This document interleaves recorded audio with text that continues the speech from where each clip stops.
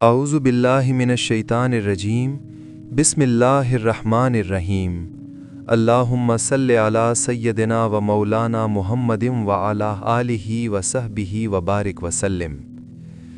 ذکر کریم کے پیارے ناظرین، السلام علیکم ورحمۃ اللہ وبرکاتہ۔ آج کی اس نہایت طویل اور ایمان افروز گفتگو میں ہم ایک ایسے موضوع پر بات کریں گے جو ہمارے دلوں کو مدینہ منورہ کی ان پاکیزہ گلیوں میں لے جائے گا جہاں اسلام کا سورج طلوع ہوا تھا۔ آج کا ہمارا واحد اور سب سے عظیم نقطہ یہ ہے کہ صحابہ کرام کی افطاری کی حقیقت کیا تھی اور ان کا وہ سادہ دسترخوان ہمیں آج کیا پیغام دے رہا ہے۔ پیارے ناظرین، جب ہم صحابہ کرام کی زندگیوں کا مطالعہ کرتے ہیں تو ہمیں پتہ چلتا ہے کہ ان کے نزدیک رمضان صرف ایک مہینہ نہیں تھا، بلکہ یہ ان کے لیے ایک روحانی عروج کا ذریعہ تھا۔ آج ہم 1 گھنٹے کی اس تفصیلی نشست میں صحابہ کرام کے افطار کے ان تمام پہلوؤں کو بیان کریں گے جنہیں سن کر آپ کی آنکھیں نم ہو جائیں گی۔ تصور کیجئے مدینہ منورہ کا وہ سادہ سا ماحول جہاں کھجور کے درختوں کے سائے میں صحابہ کرام سارا دن تپتی دھوپ میں اللہ کی رضا کے لیے روزے رکھتے تھے۔ ان کے پاس آج کی طرح ایئر کنڈیشنڈ کمرے نہیں تھے، نہ ہی ان کے پاس ٹھنڈے مشروبات کے ذخائر تھے، لیکن ان کے سینوں میں عشق رسول کی وہ تپش تھی جو انہیں ہر مشقت پر غالب کر دیتی تھی۔ صحابہ کرام کی افطاری کا پہلا اور سب سے اہم اصول سنت نبوی کی کامل اتباع تھا۔ جیسے ہی سورج کی آخری کرن غروب ہوتی، وہ ایک لمحے کی تاخیر کیے بغیر افطار فرماتے، کیونکہ انہوں نے اپنے آقا صلی اللہ علیہ وسلم سے سنا تھا کہ جب تک لوگ افطار میں جلدی کریں گے وہ خیر پر رہیں گے۔ ان کی افطاری کا منظر اتنا سادہ ہوتا تھا کہ آج کا انسان اسے سن کر دنگ رہ جاتا ہے۔ اکثر صحابہ کے پاس افطار کے لیے صرف چند کھجوریں اور پانی کا ایک پیالہ ہوتا تھا۔ ان کے دسترخوان پر پکوڑوں، سموسوں یا رنگ برنگے کھانوں کا کوئی تصور نہیں تھا۔ وہ جانتے تھے کہ پیٹ بھرنا مقصد نہیں ہے، بلکہ اللہ کے حکم کی تعمیل کرنا اصل مقصد ہے۔ روایات میں آتا ہے کہ بعض اوقات کئی دن گزر جاتے اور صحابہ کرام کو صرف پانی پر گزارا کرنا پڑتا، لیکن ان کے چہروں پر کبھی شکایت نہیں آئی، بلکہ وہ اس حال میں بھی اللہ کا شکر ادا کرتے تھے۔ صحابہ کرام افطار کے وقت جس قلبی کیفیت میں ہوتے تھے وہ بیان سے باہر ہے۔ وہ نہایت عاجزی اور انکساری کے ساتھ دسترخوان پر بیٹھتے اور ان کی نظریں زمین پر جھکی ہوتیں۔ وہ اس وقت کو دعا کی قبولیت کا بہترین وقت سمجھتے تھے۔ وہ اپنے لیے نہیں بلکہ پوری امت کے لیے دعائیں مانگتے تھے۔ ان کے دل اس ڈر سے لرز رہے ہوتے تھے کہ کہیں ان کا روزہ اللہ کی بارگاہ میں رد نہ کر دیا جائے۔ وہ رو رو کر عرض کرتے کہ یا اللہ ہماری اس ناچیز قربانی کو قبول فرما لے۔ صحابہ کرام کی ایک بہت ہی پیاری صفت یہ تھی کہ وہ دوسروں کو افطار کروانے کا موقع تلاش کرتے تھے۔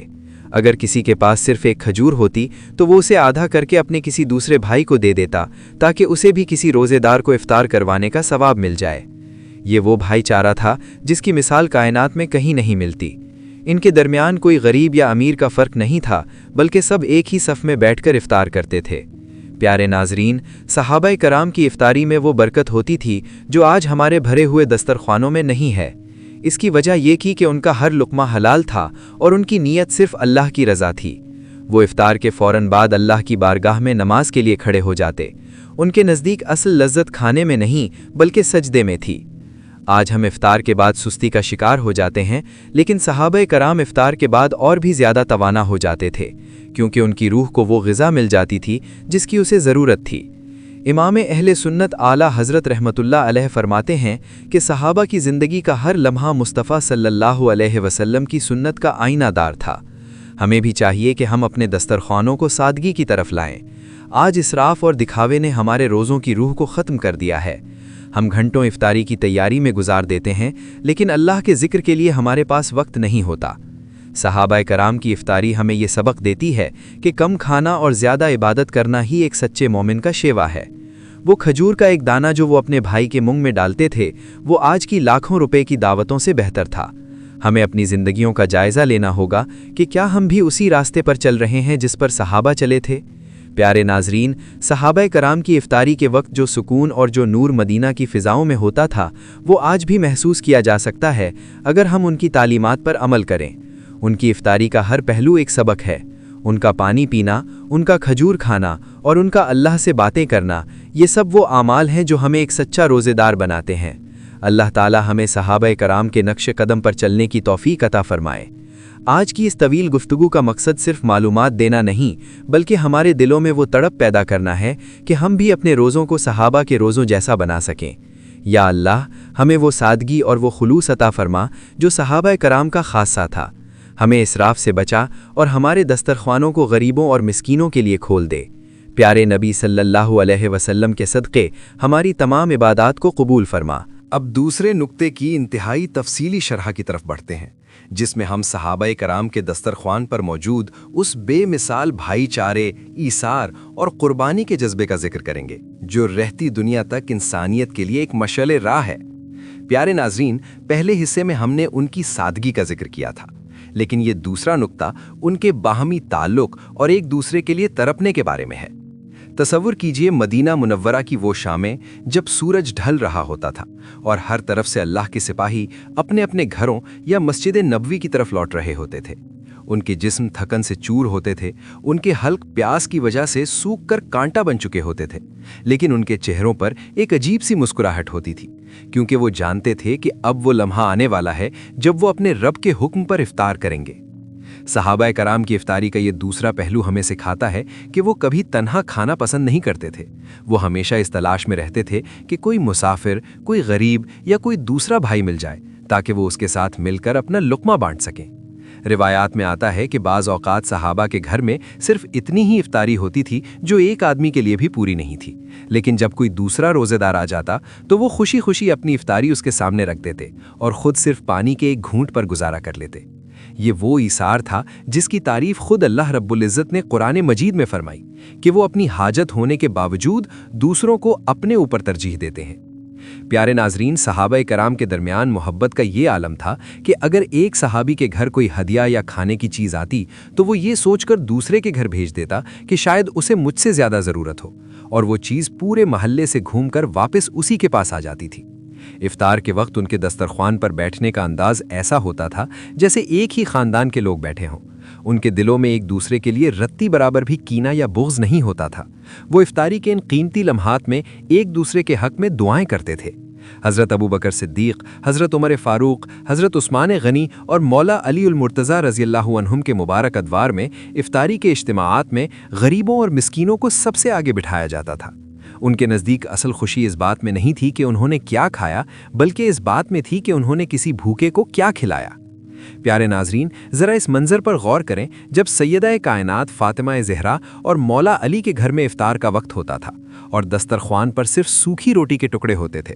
ابھی افطار کرنے ہی والے ہوتے کہ دروازے پر کوئی سائل دستک دیتا۔ وہ ہستیاں اپنی افطاری اٹھا کر اس سائل کو دے دیتیں اور خود مسلسل کئی دن تک صرف پانی پر روزہ رکھتے۔ یہ وہ جذبہ تھا جس نے اسلام کی بنیادوں کو مضبوط کیا۔ ان کا افطار صرف ایک جسمانی ضرورت نہیں تھی، بلکہ ایک ایسی عبادت تھی جس میں وہ اپنے نفس کو کچلتے تھے۔ وہ جانتے تھے کہ جو لقمہ وہ اپنے کسی بھائی کو کھلاتے ہیں وہ اللہ کے ہاں محفوظ ہو جاتا ہے۔ آج ہم اپنے دسترخوانوں کو دیکھتے ہیں جہاں نعمتوں کی ریل پیل ہے، طرح طرح کے کھانے ہیں، ٹھنڈے شربت ہیں، لیکن افسوس کہ ہمارے دل ان لوگوں کے لیے نہیں دھڑکتے جو ہمارے پڑوس میں بھوکے سوتے ہیں۔ صحابہ کرام کی زندگی ہمیں یہ پیغام دیتی ہے کہ اگر تم نے رمضان گزارا اور تمہارے اندر انسانیت کا درد پیدا نہ ہوا تو تم نے رمضان کی روح کو نہیں پایا۔ ان کی افطاری ہمیں سکھاتی ہے کہ لقمہ بانٹنے سے برکت آتی ہے اور محبت بڑھتی ہے۔ وہ افطار کے وقت اللہ سے دعا کرتے تھے کہ یا اللہ، جس طرح تو نے ہمیں دنیا میں ایک دسترخوان پر جمع کیا ہے، اسی طرح ہمیں قیامت کے دن اپنے حبیب کے حوض کوثر پر جمع فرمانا۔ ان کی گفتگو میں دنیا کی باتیں نہیں ہوتی تھیں، بلکہ وہ دین کے مسائل اور اللہ کی عظمت کا ذکر کرتے تھے۔ ان کی خاموشی میں بھی ایک ذکر ہوتا تھا اور ان کی باتوں میں بھی ایک سبق ہوتا تھا۔ پیارے ناظرین، صحابہ کرام کے افطاری کی یہ طویل داستان ہمیں اپنی اصلاح کی دعوت دیتی ہے۔ ہمیں چاہیے کہ ہم بھی اپنے افطار میں سادگی پیدا کریں اور اپنے ارد گرد کے ضرورت مندوں کا خیال رکھیں۔ یہ گھنٹوں کی محنت اور گفتگو صرف اس لیے ہے کہ ہم ان پاکیزہ ہستیوں کے زندگی کے اس پہلو کو اپنے اندر اتار سکیں۔ جب ہم کسی غریب کی افطاری کا بندوبست کرتے ہیں تو دراصل ہم صحابہ کی اس عظیم سنت کو زندہ کر رہے ہوتے ہیں۔ اللہ تعالی ہمیں بھی وہ دل عطا فرمائے جو دوسروں کے دکھ کو محسوس کر سکے، اور ہمیں بھی ایسا اخلاص نصیب فرمائے کہ ہماری افطاری بھی اللہ کی بارگاہ میں مقبول ہو سکے۔ یا اللہ، ہمیں صحابہ کرام کی سچی محبت اور ان کے نقش قدم پر چلنے کی توفیق عطا فرما۔ ہمارے روزوں کو ان کے روزوں جیسا بنا اور ہماری افطاری کو اپنی رضا کا ذریعہ بنا۔ اب تیسرے نقطے کی انتہائی تفصیلی شرح کی طرف بڑھتے ہیں، جس میں ہم صحابہ کرام کی افطاری کے اس روحانی پہلو، ان کی خشوع و خضوع سے بھری دعاؤں اور افطار کے فوراً بعد ان کی عبادات کے ذوق و شوق کا ذکر کریں گے۔ پیارے ناظرین، پہلے 2 حصوں میں ہم نے ان کی سادگی اور ان کے بے مثال ایثار کی بات کی تھی، لیکن یہ تیسرا نقطہ اس پوری داستان کی روح ہے، کیونکہ صحابہ کرام کے لیے افطار صرف ایک جسمانی ضرورت پوری کرنے کا وقت نہیں تھا، بلکہ یہ اپنے رب سے راز و نیاز کرنے کا ایک سنہرا موقع تھا۔ تصور کیجئے مدینہ منورہ کی وہ پرنور خاموشی جب سورج غروب ہونے کے قریب ہوتا اور فضاؤں میں ایک عجیب سی ہیبت اور سکون طاری ہو جاتا۔ اس وقت تمام صحابہ کرام اپنے اپنے مصلوں پر یا مسجد نبوی کے صحن میں نہایت ادب کے ساتھ بیٹھ جاتے تھے۔ ان کے سر جھکے ہوتے اور ان کی آنکھیں اللہ کی خشیت سے نم ہوتی تھیں۔ وہ جانتے تھے کہ یہ وہ وقت ہے جب کائنات کا مالک اپنے روزے دار بندوں کی طرف خصوصی نظر کرم فرماتا ہے۔ صحابہ کرام کی افطاری کا یہ تیسرا رخ ہمیں سکھاتا ہے کہ افطار سے پہلے کے وہ چند منٹ دنیا کی ہر دولت سے زیادہ قیمتی ہیں۔ وہ ان لمحات کو فضول باتوں میں ضائع نہیں کرتے تھے، بلکہ ان کی زبانوں پر استغفار، تسبیح اور درود و سلام کا ورد ہوتا تھا۔ ان کے دل اس تڑپ میں دھڑکتے تھے کہ اے اللہ، آج کا یہ روزہ ہم سے قبول فرما لے۔ جیسے ہی اذان مغرب کی پہلی صدا بلند ہوتی، وہ نہایت عاجزی کے ساتھ افطاری کی مسنون دعا پڑھتے اور کھجور یا پانی سے اپنا روزہ کھولتے۔ لیکن پیارے ناظرین، ان کی افطاری یہاں ختم نہیں ہوتی تھی، بلکہ اصل عبادت تو اب شروع ہوتی تھی۔ افطار کا ایک لقمہ لیتے ہی ان کے اندر ایک نئی روحانی توانائی پیدا ہو جاتی تھی۔ وہ فوراً مغرب کی نماز کے لیے صفوں میں کھڑے ہو جاتے تھے۔ ان کے نزدیک اصل لذت پیٹ بھرنے میں نہیں، بلکہ اس سجدے میں تھی جو وہ دن بھر کی بھوک اور پیاس کے بعد اپنے خالق کے سامنے کرتے تھے۔ ان کی نمازوں میں وہ رقت اور وہ سوز ہوتا تھا کہ زمین و آسمان والے بھی رشک کرتے تھے۔ صحابہ کرام افطار کے بعد کبھی سستی یا غفلت کا شکار نہیں ہوئے، بلکہ وہ مغرب سے عشاء تک کے وقت کو بھی ذکر و تلاوت میں گزارتے تھے۔ ان کا یہ عمل ہمیں یہ سبق دیتا ہے کہ رمضان کا مقصد انسان کو سست بنانا نہیں، بلکہ اسے اللہ کی بندگی کے لیے چاق و چوبند کرنا ہے۔ آج ہم افطار کے دسترخوان پر بیٹھ کر دنیا بھر کی باتیں کرتے ہیں، ہنسی مذاق کرتے ہیں اور موبائل میں مگن ہو جاتے ہیں، لیکن صحابہ کرام کی افطاری ہمیں یہ پکار کر کہہ رہی ہے کہ اے غافل انسان، یہ وقت تو مانگنے کا تھا، یہ وقت تو بخشش کروانے کا تھا۔ وہ ہستیاں جن کے قدموں کی خاک ہم اپنی آنکھوں کا سرما سمجھتے ہیں، وہ جب افطار کے وقت اللہ کے سامنے گریہ و زاری کرتی تھیں تو ان کی ہچکیاں بندھ جاتی تھیں۔ وہ امت کے ایک ایک گناہگار کے لیے دعا کرتے تھے۔ ان کی افطاری کی روح یہ تھی کہ وہ ہر لقمے پر اللہ کا شکر ادا کرتے اور اسے اپنی آخرت کی تیاری کا ذریعہ سمجھتے تھے۔ امام اہل سنت اعلیٰ حضرت رحمۃ اللہ علیہ فرماتے ہیں کہ صحابہ کی ہر ادا میں عشق مصطفیٰ رچا بسا تھا۔ وہ افطار بھی اسی طریقے سے کرتے تھے جو ان کے آقا کو پسند تھا۔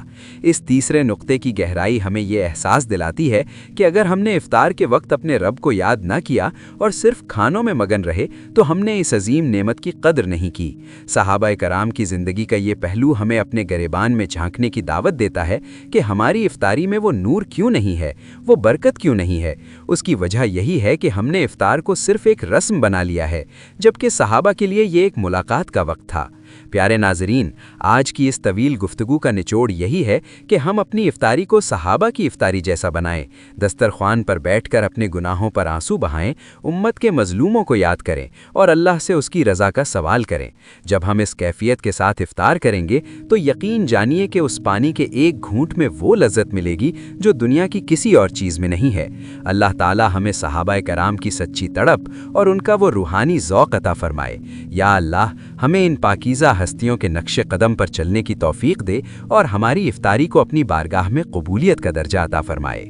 اب چوتھے نقطے کی انتہائی تفصیلی شرح کی طرف قدم بڑھاتے ہیں، جس میں ہم صحابہ کرام کے دسترخوان کی اس عظیم برکت اور اس مادی اور روحانی غذا کا ذکر کریں گے جو آج کے پرتعیش دسترخوانوں کے لیے ایک بہت بڑا سبق ہے۔ پیارے ناظرین، پہلے 3 حصوں میں ہم نے ان کی سادگی، ایثار اور دعاؤں کی بات کی تھی، لیکن یہ چوتھا نقطہ ہمیں یہ بتاتا ہے کہ صحابہ کرام کیا کھاتے تھے اور اس تھوڑی سی غذا میں اتنی طاقت کہاں سے آتی تھی کہ وہ رات بھر اللہ کے سامنے کھڑے رہتے تھے۔ تصور کیجئے مدینہ منورہ کا وہ دور جب نہ تو آج کی طرح قسم قسم کے پکوان تھے اور نہ ہی پیٹ بھر کر کھانے کی سہولت میسر تھی۔ صحابہ کرام کی افطاری اکثر و بیشتر صرف 2 چیزوں پر مشتمل ہوتی تھی، یعنی کھجور اور پانی۔ اگر کبھی بہت زیادہ خوش نصیبی ہوتی تو تھوڑا سا ستو یا بکری کا دودھ میسر آ جاتا تھا۔ ان کے نزدیک کھانے کا مقصد لذت حاصل کرنا نہیں تھا، بلکہ صرف اتنی توانائی حاصل کرنا تھا کہ وہ اپنے رب کی عبادت کر سکیں۔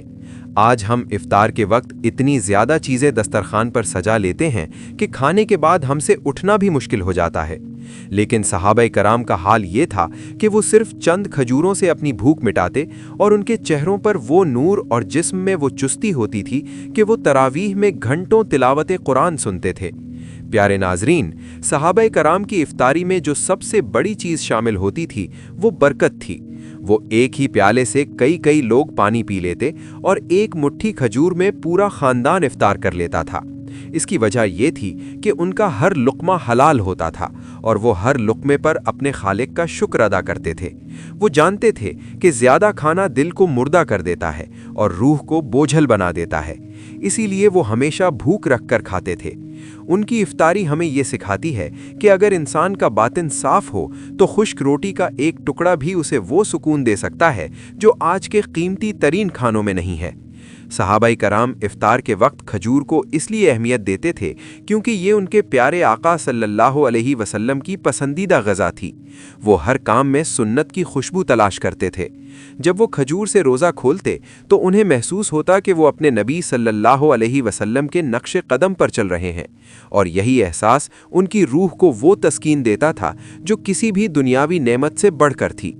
آج ہم افطاری کی تیاری میں گھنٹوں ضائع کر دیتے ہیں اور ہمارا پورا دھیان صرف ذائقے پر ہوتا ہے، لیکن صحابہ کرام کا دھیان اس بات پر ہوتا تھا کہ آج کا روزہ اللہ کی بارگاہ میں کتنا مقبول ہوا۔ وہ افطار کے وقت پیٹ بھرنے کے بجائے اپنے گناہوں کی معافی مانگنے کو ترجیح دیتے تھے۔ ان کی زندگی کا یہ پہلو ہمیں یہ سبق دیتا ہے کہ مومن جینے کے لیے کھاتا ہے، کھانے کے لیے نہیں جیتا۔ ان کی افطاری کی مختصر سی غذا نے انہیں وہ قوت عطا کی تھی کہ انہوں نے دنیا کی بڑی طاقتوں کو زیر کر دیا۔ امام اہل سنت اعلیٰ حضرت رحمت اللہ علیہ فرماتے ہیں کہ قناعت ہی وہ دولت ہے جو انسان کو اللہ کا مقرب بناتی ہے۔ صحابہ کرام قناعت کی زندہ مثال تھے۔ وہ افطار کے بعد نہایت حشاش بشاش ہو کر مسجد کی طرف دوڑتے تھے۔ ان کے دسترخوان پر اگرچہ دنیاوی نعمتیں کم تھیں، لیکن وہاں فرشتوں کا نزول ہوتا تھا اور اللہ کی رحمتوں کا سایہ ہوتا تھا۔ پیارے ناظرین، ہمیں اپنی زندگیوں کو بدلنا ہوگا۔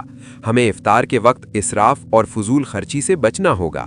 وہ پیسہ جو ہم طرح کے کھانوں پر ضائع کرتے ہیں، اگر ہم وہی پیسہ کسی یتیم یا بیوہ کی سحری اور افطاری پر لگائیں تو ہمیں وہ روحانی لذت ملے گی جو صحابہ کا خاصہ تھی۔ اس چوتھے نقطے کی تفصیل ہمیں یہ پیغام دیتی ہے کہ سادگی میں ہی اصل عظمت ہے۔ جب ہم صحابہ کے نقش قدم پر چلتے ہوئے سادہ افطاری کریں گے تو ہمارے روزوں میں بھی وہ نور پیدا ہوگا جو صحابہ کے روزوں میں تھا۔ اللہ تعالی ہمیں صحابہ کرام کی اس قناعت اور سادگی کو اپنانے کی توفیق عطا فرمائے۔ یا اللہ، ہمارے دسترخوانوں سے اسراف کو ختم فرما اور ہمیں وہی پاکیزہ رزق عطا کر جو تیرے پیاروں کا شیوا تھا۔ پیارے نبی صلی اللہ علیہ وسلم کے صدقے ہماری تمام کوتاہیوں کو معاف فرما۔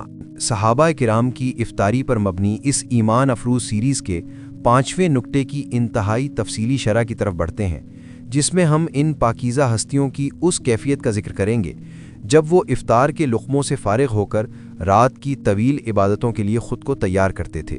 پیارے ناظرین، یہ نکتہ ہمیں یہ بتاتا ہے کہ صحابہ کرام کی اصل افطاری تو وہ تھی جو ان کی روح کو سکون بخشتی تھی۔ تصور کیجئے مدینہ منورہ کی وہ پرنور راتیں جب افطار کے بعد فضاؤں میں ایک عجیب سی چستی اور روحانی لہر دوڑ جاتی تھی۔ صحابہ کرام کے لیے افطار کا مطلب ہرگز یہ نہیں تھا کہ اب آرام کا وقت آ گیا ہے، بلکہ ان کے نزدیک افطار تو اس جوش اور اس توانائی کا نام تھا جس کے ذریعے وہ رات بھر اپنے رب کے حضور کھڑے رہ سکیں۔ ان کی افطاری اتنی ہلکی اور سادہ ہوتی تھی کہ ان کے جسم پر بوجھ نہیں بنتی تھی، بلکہ وہی پانی کا ایک گھونٹ اور وہ کھجور کا ایک دانہ ان کے خون میں شامل ہو کر نور بن جاتا تھا۔ آج ہم دیکھتے ہیں کہ ہم افطاری میں اتنی زیادہ چیزیں کھا لیتے ہیں کہ ہم پر سستی طاری ہو جاتی ہے اور ہم سے عشاء کی نماز اور تراویح پڑھنا بوجھ بن جاتا ہے، لیکن صحابہ کرام کا حال اس کے بالکل برعکس تھا۔ وہ افطار کے فوراً بعد ایسے حشاش بشاش ہو جاتے تھے جیسے انہوں نے ابھی تازہ دم ہو کر سفر کا آغاز کیا ہو۔ ان کے لیے افطار کا وہ مختصر سا کھانا صرف ایک ذریعہ تھا تاکہ ان کی کمر سیدھی رہے اور وہ قرآن کی تلاوت سننے کے لیے تیار ہو جائیں۔ پیارے ناظرین، صحابہ کرام کی افطاری کا یہ 5واں رخ ہمیں یہ پیغام دیتا ہے کہ مومن کی توانائی کا اصل مرکز اس کا ایمان ہے۔ جب ایمان مضبوط ہوتا ہے تو کم کھانا بھی انسان کو پہاڑ جیسی قوت دے دیتا ہے۔ ان کی زندگی کا یہ پہلو ہمیں اپنی سستی اور غفلت کو دور کرنے کی دعوت دیتا ہے۔ یا اللہ، ہمیں بھی وہی جذبہ اور وہی تڑپ عطا فرما جو صحابہ کرام کا خاصہ تھی۔ ہمیں بھی وہ ہمت دے کہ ہم افطار کے بعد سستی کے بجائے تیری بندگی میں مصروف ہو جائیں۔ پیارے نبی صلی اللہ علیہ وسلم کے صدقے ہماری تمام عبادات کو قبول فرما اور ہمیں صحابہ کے نقش قدم پر چلنے کی توفیق عطا فرما۔ آمین بجاہ النبی الامین صلی اللہ علیہ وسلم۔